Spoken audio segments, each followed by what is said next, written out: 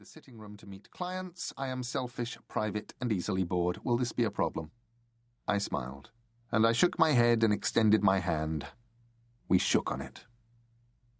The rooms he had found for us in Baker Street were more than adequate for two bachelors. I bore in mind all my friend had said about his desire for privacy, and I forbore from asking what it was he did for a living. Still, there was much to pique my curiosity. Visitors would arrive at all hours, and when they did, I would leave the sitting room and repair to my bedroom, pondering what they could have in common with my friend. The pale woman with one eye bone white, the small man who looked like a commercial traveller, the portly dandy in his velvet jacket, and the rest. Some were frequent visitors. Many others came only once, spoke to him and left, looking troubled or looking satisfied. He was a mystery to me. We were partaking of one of our landlady's magnificent breakfasts one morning when my friend rang the bell to summon that good lady. There will be a gentleman joining us in about 4 minutes, he said. We will need another place at table.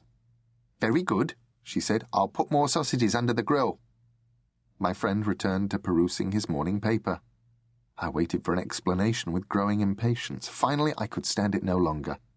I don't understand. How could you know that in 4 minutes we would be receiving a visitor? There was no telegram, no message of any kind. He smiled, thinly. You did not hear the clatter of a brougham several minutes ago. It slowed as it passed us, obviously as the driver identified our door. Then it sped up and went past, up into the Marylebone Road. There's a crush of carriages and taxicabs letting off passengers at the railway station and at the waxworks, and it is in that crush that anyone wishing to alight without being observed will go. The walk from there to here is but 4 minutes. He glanced at his pocket watch, and as he did so, I heard a tread on the stairs outside. Come in, Lestrade, he called. The door is ajar, and your sausages are just coming out from under the grill.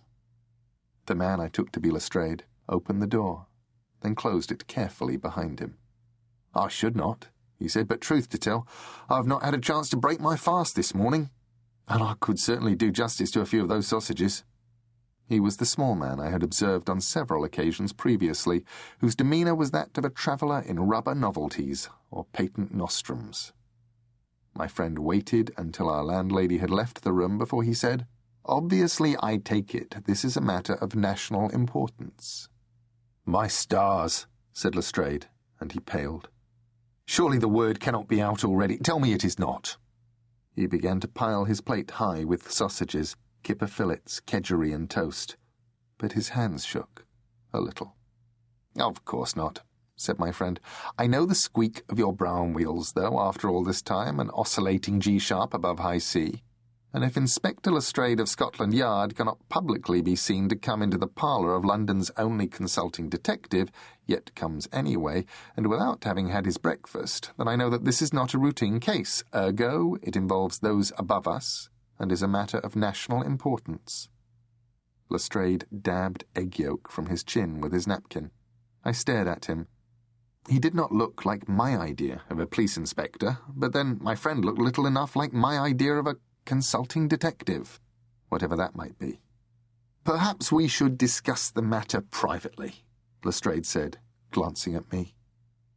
My friend began to smile impishly, and his head moved on his shoulders as it did when he was enjoying a private joke. Nonsense, he said. 2 heads are better than 1, and what is said to one of us is said to us both. If I am intruding, I said gruffly, but he motioned me to silence. Lestrade shrugged. It's all the same to me, he said, after a moment. If you solve the case, then I have my job. If you don't, then I have no job.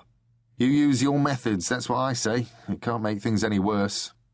If there's one thing that a study of history has taught us, it is that things can always get worse, said my friend. When do we go to Shoreditch? Lestrade dropped his fork. This is too bad, he exclaimed. Here you were making sport of me when you know all about the matter. You should be ashamed. No one has told me anything of the matter.